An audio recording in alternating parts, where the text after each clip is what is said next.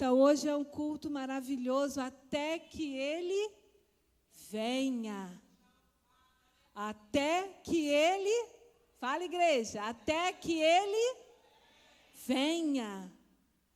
A gente celebra essa oferta de Deus para com as nossas vidas. E eu quero trazer uma palavra, amados, com a permissão do Senhor. Não é uma palavra de condenação. Não é uma palavra de condenação. Não é essa palavra. Mas é uma palavra de alinhamento. A palavra de alinhamento é aquela que o Senhor usa para colocar a nossa vida no prumo, né? Como Ele quer. Amém, amados? Então, vamos começar, né?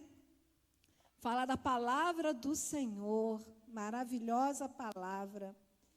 Eu fico cada vez mais maravilhada, amados.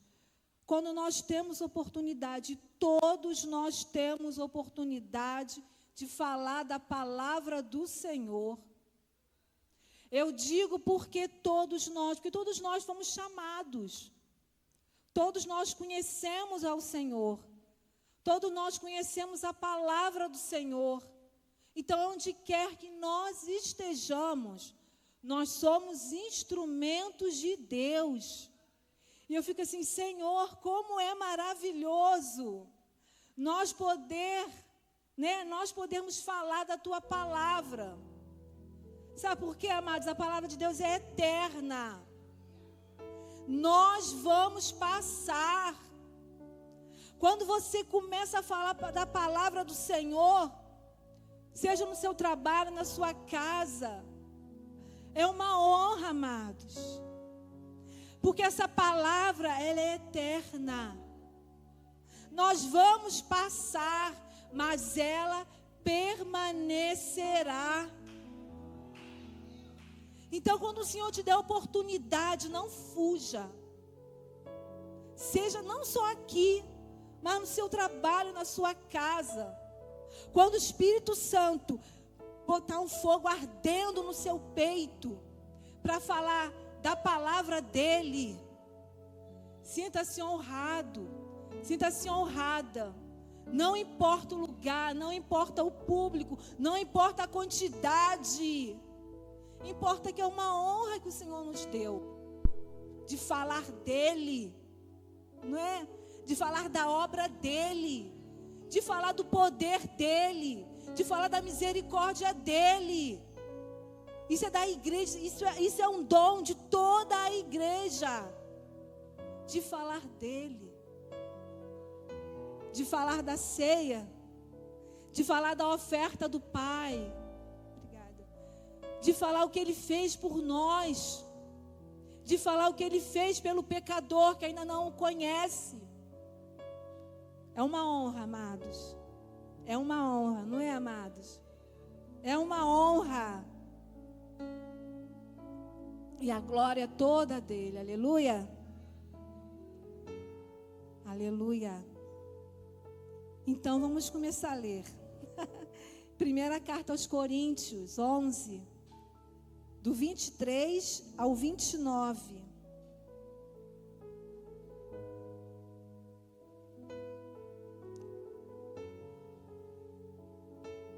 A carta de Paulo à igreja de Coríntios, que nos fala assim: porque eu recebi do Senhor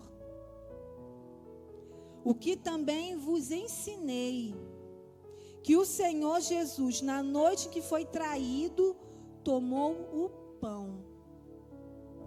Tendo dado graças, o partiu e disse: tomai, comei, isto é o meu corpo, que é partido por vós, fazei isso em memória de mim.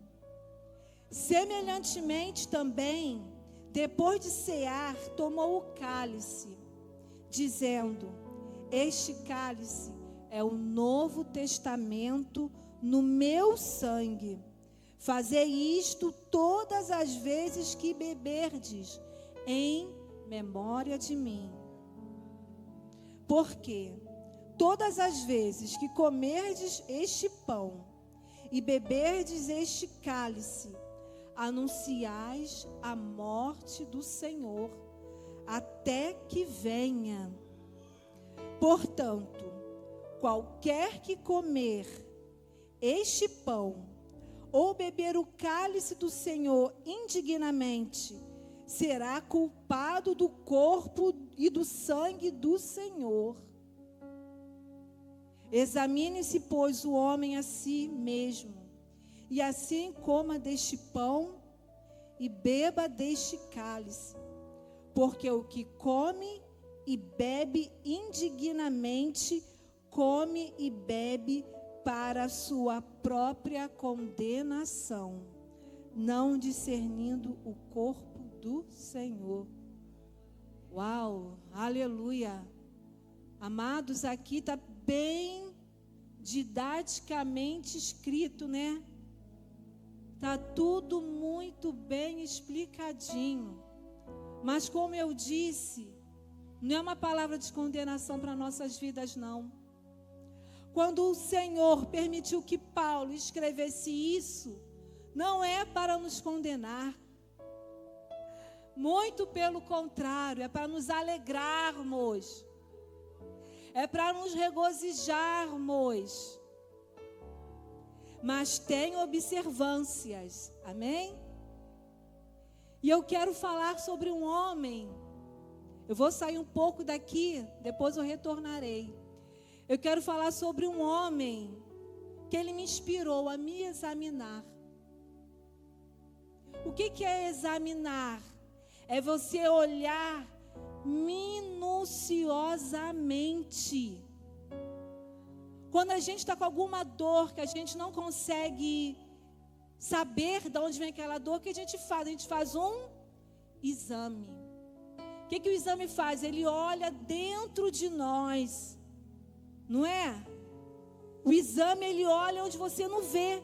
Você sabe que está doendo, mas você não sabe aonde, o que, a razão. Então, examine-se a si mesmo, é isso. É nós olharmos minuciosamente, nos sondar. E esse homem que eu vou falar, ele me inspira. E eu creio que vai inspirar vocês, amados, a correr para os braços de Jesus, a correr em direção a Jesus e falar: Senhor, eu não sou digna, eu não sou digno. Vamos falar sobre ele, sobre o centurião. Está em Lucas 7. Ontem, até na oração das mulheres, eu tive a oportunidade, eu falei, porque eu sou, gente, se eu falar que eu sou apaixonada por ele, eu vou estar mentindo, porque eu sou apaixonada por todos os exemplos que a Bíblia nos mostra. Mas eu tenho um carinho muito grande por esse homem. E eu estava falando, gente, quem anda comigo deve estar cansada de ouvir eu falando sobre o centurião de Cafarnaum. Porque é um homem que nos inspira a nos examinar. Amém? Vamos ler Lucas 7. Começar do versículo 2. E vou até o versículo 9, 10. Vamos até onde Deus quiser. 2. E o servo de um certo centurião, a quem este muito estimava, estava doente, moribundo. E quando ouviu falar de Jesus, enviou-lhe uns anciãos dos judeus, rogando-lhe que viesse curar o seu servo. E chegando eles juntos de Jesus, rogaram-lhe muito, dizendo: é digno de que lhe concedas isso, porque ama a nossa nação. E ele mesmo nos edificou a sinagoga. E foi Jesus com eles. Mas quando já estava perto da casa, enviou-lhe o centurião uns amigos, dizendo-lhe: Senhor, não te incomodes, porque não sou digno de que entres debaixo do meu telhado. E por isso, nem ainda me julguei digno de ter contigo. Dizer, porém, uma palavra, e o meu criado sarará. Porque também eu sou homem, sujeito à autoridade, e tenho soldados sob o meu poder. E digo a este, vai, e ele vai. E a outro, vem, e ele vem. E ao meu servo, faze isto, e ele o faz. E ouvindo isso, Jesus maravilhou-se dele. E voltando-se, disse à multidão que o seguia: digo-vos que nem ainda em Israel tenham achado tanta fé. Olha que homem tremendo. Um homem de uma autoridade, um centurião romano, com sua posição, né? Mas ele era um homem que era muito bem visto na sociedade judaica. A começar que ele tinha um servo. E o servo provavelmente era um servo judeu. Ele tinha um servo judeu que estava doente, morrendo. Se fosse um outro romano, ia deixar morrer. Mas ele não. Ele se compadeceu do seu servo judeu. Então, quando ele chegou até os anciãos pedindo, vai até Jesus. O meu servo está quase morrendo. E foi os anciãos, né, como a palavra nos disse. Os anciãos falam assim para o mestre: é digno de que lhe conceda isso, no versículo 4. E no 5 fala assim: porque ele ama a nossa nação. E ele mesmo nos edificou a sinagoga. O que a gente pode tirar daí? Era um homem que tinha respeito dos anciãos. Um romano que os anciãos olhavam e via naquele homem compaixão, viam naquele homem verdade, viam naquele homem um bom homem. Então, o testemunho dos anciãos no tempo da lei, que Jesus veio no tempo da lei, era a palavra final. O que os anciãos falavam, o que eles diziam, né, estava dito. Então, eles falaram para Jesus: Jesus, ele é digno. Um ancião falar, ele é digno, já bateu o martelo para Jesus. Se os anciãos estão falando, como Jesus viveu na lei, em Levítico fala para honrar os anciãos. Quem honra os anciãos teme ao Senhor. Então Jesus, se os anciãos estão falando que esse homem é digno, então eu vou. E eles acrescentam: Senhor, ele ama a nossa nação. E não tem dúvida. Se por causa de um servo judeu, né, ele se compadeceu, ele foi atrás mandou os anciãos atrás de Jesus. E ele construiu uma sinagoga. Porque as sinagogas foram construídas porque o templo foi destruído. Então, na comunidade judaica ali, tinha suas sinagogas. E esse homem, ele era tão bondoso, tão assim, com o coração voltado para o povo de Deus, que diz os anciãos aqui que ele mesmo construiu a sinagoga. Uau, olha o testemunho que esse homem tinha, esse romano tinha para com os anciãos. Ele é digno, Jesus, que o Senhor vai lá e lhe conceda isso. Eu imagino assim, os anciãos falando com Jesus com autoridade, porque eles eram autoridade. Ele é digno. Vai lá e faça o que ele está pedindo, porque ele é digno. Ele ama Israel. E ele construiu a nossa sinagoga. Jesus, opa, tá certo. Ele é digno, eu vou lá. E Jesus já estava indo. Mas que me maravilhou, que aqui diz aqui no versículo 6, que quando Jesus estava perto da casa, esse romano, esse centurião, ele começa a se constranger. Ele começa a se examinar. E o que ele faz? Ele envia os seus amigos. Ele envia os seus amigos. O que é um amigo? O que é um amigo? Um amigo é aquele que a palavra diz que às vezes é mais chegado do que um irmão, né? Tem amigos que é mais chegado que nossos irmãos assim de carne, né? Que conhece as nossas fraquezas, conhece os nossos defeitos, conhece o nosso lado ruim, porque todos nós temos um lado ruim, que o Espírito Santo nos ajuda a controlar, não é? Que o Espírito Santo ali, ó, calma, olha a temperança, mas o amigo verdadeiro, ele conhece, e esse homem, ele começa a se constranger. E ele envia os seus amigos que falam assim para Jesus: Senhor.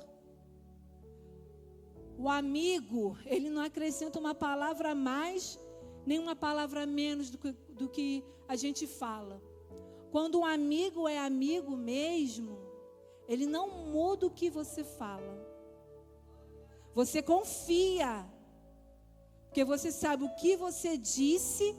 O amigo vai falar exatamente o que você disse. E os amigos chegaram para Jesus e falaram assim, né? Transmitindo a Jesus o recado do centurião: Senhor, não te incomodes, porque não sou digno de que entres debaixo do meu telhado. Olha, os anciãos falando, ele é digno. Ele é digno, os anciãos falando. Amados, os anciãos só viam a obra desse homem. Os anciãos só olhavam o que ele fazia. Que ele cuidava bem dos servos. Provavelmente devia ser um bom marido. Provavelmente deveria ser um bom vizinho. Ele construiu a sinagoga. Mas os anciãos só mostraram para Jesus o lado religioso desse homem. Porque, amados, todos veem o nosso lado religioso. Isso é tão perigoso. Por isso que Paulo falou, né? Examinem-se, porque é muito perigoso. Os anciãos falaram, ele é digno. E quantas vezes as pessoas olham assim para a gente, ela é digna. E nós sabemos que não somos dignos. Nós sabemos que não merecemos nada. Nós sabemos que por nós, as nossas obras não valem de nada. A palavra já fala que é trapo de imundície. As nossas justiças. Deus não se admira das nossas obras. Jesus ia atender a petição desse homem por causa dos anciãos. Mas quando ele envia os seus amigos e fala, Senhor, não te incomodes, eu não sou digno. Ele começa a se examinar, eu não sou digno. Não venha à minha casa, porque os meus amigos, eles sabem quem eu sou. Os meus amigos sabem os meus erros. Os meus amigos sabem o que eu falo. Os meus amigos sabem o que eu digo da minha liderança. Os meus amigos sabem os meus erros como esposa, como marido. Os meus erros como filho. Eu não sou digno, Senhor, de que entre na minha casa. E ele vai mais fundo ainda. E eu também não sou digno de ir ao teu encontro. Ele diz isso, olha, no versículo 7. Nem ainda me julguei digno de ir me encontrar com o Senhor. Uau! O que a gente pode falar, amados? Senhor, não venha. Minha casa não é digna. E nem eu sou digno de ir ao teu encontro. É muito forte o que esse homem nos ensina. Mais do que a bênção do seu servo ser curado, ele se examinou. Ele reconheceu a santidade de Jesus. Ele reconheceu, além da santidade de Jesus, a autoridade de Jesus, porque ele fala: eu sou autoridade também, Senhor. Se eu falar para o meu servo, vai, ele vai, faz, ele faz. Então eu sei que se o Senhor falar daí de onde o Senhor está, o meu servo vai ser curado. Ele creu na autoridade espiritual de Jesus. Ele temeu ao Senhor, porque ele sabia, de um modo maravilhoso, de que Jesus conhecia ele,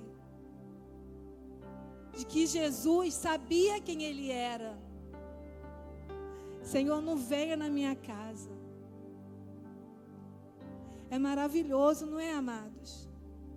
Se examinar.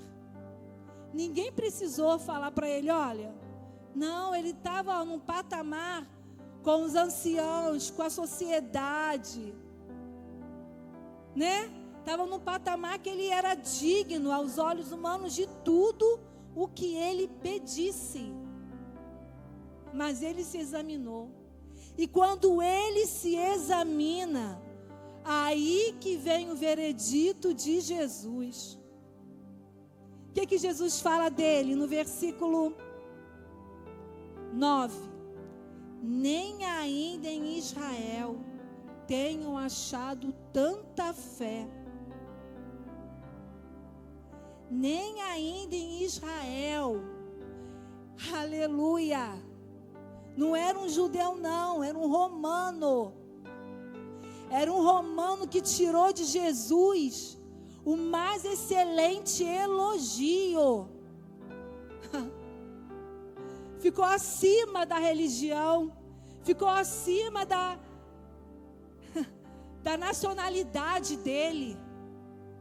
Eu creio que Jesus aqui já deu o passaporte para o céu para esse homem.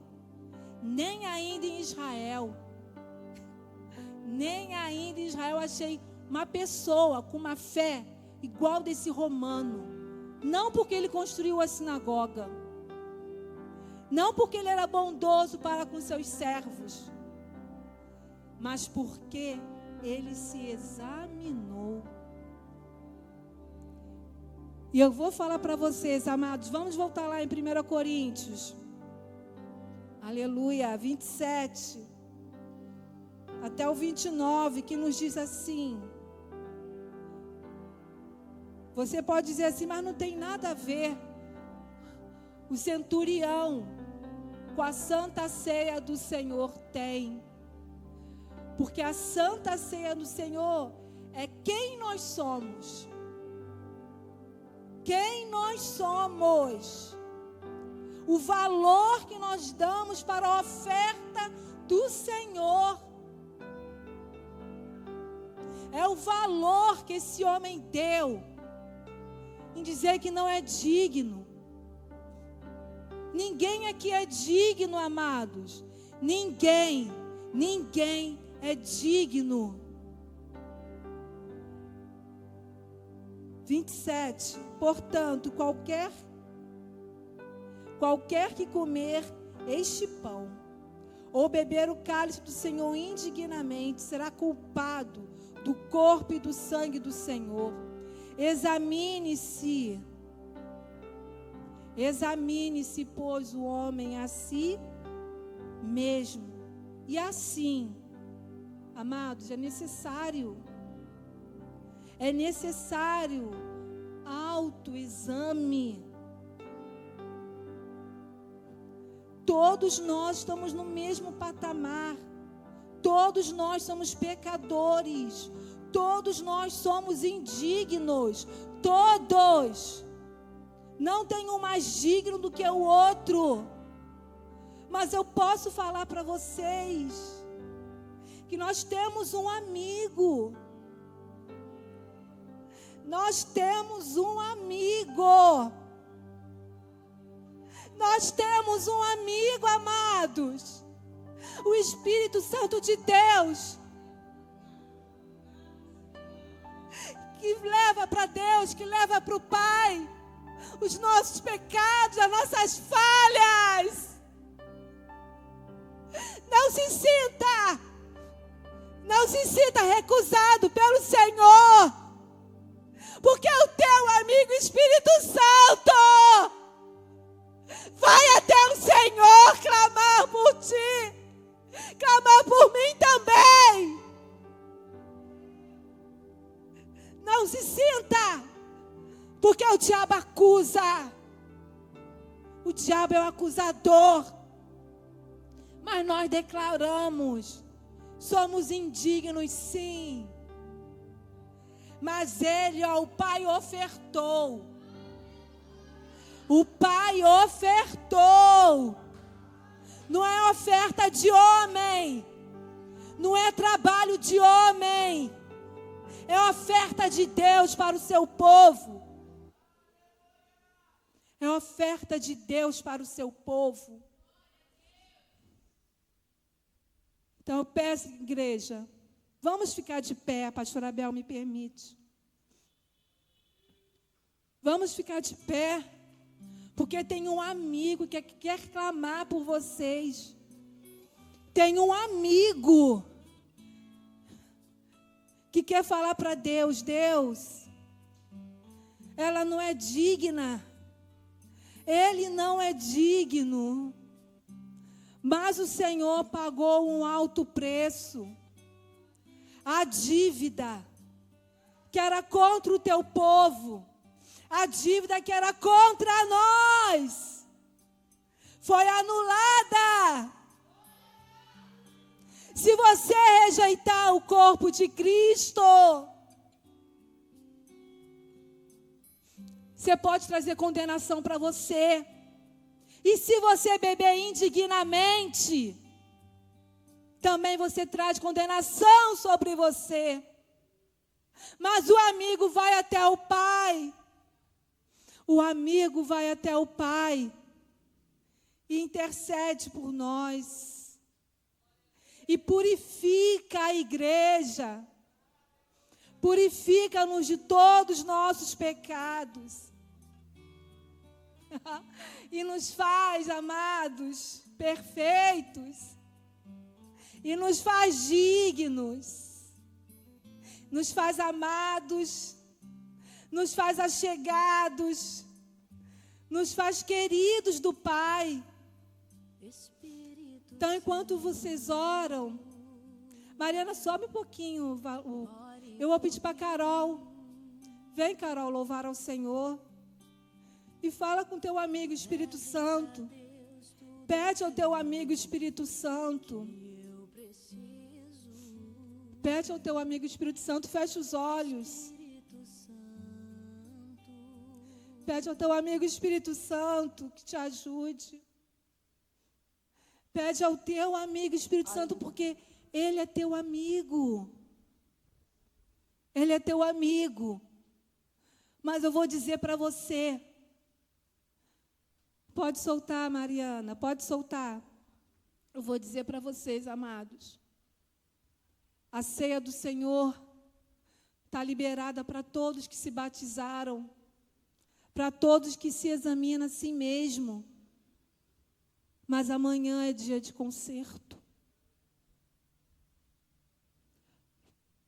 Porque o que eu vou falar agora é muito forte. Judas também ceiou com o Senhor. Judas participou da ceia com o Senhor. E ele levou como diz aqui, né, o peso da condenação. Então, a ceia do Senhor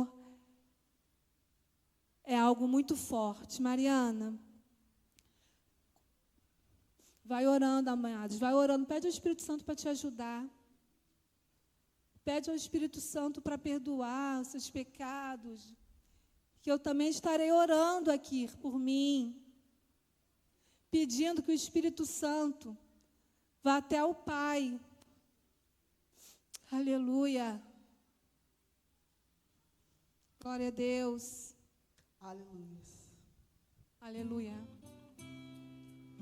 Oh, Espírito, precisamos de Ti.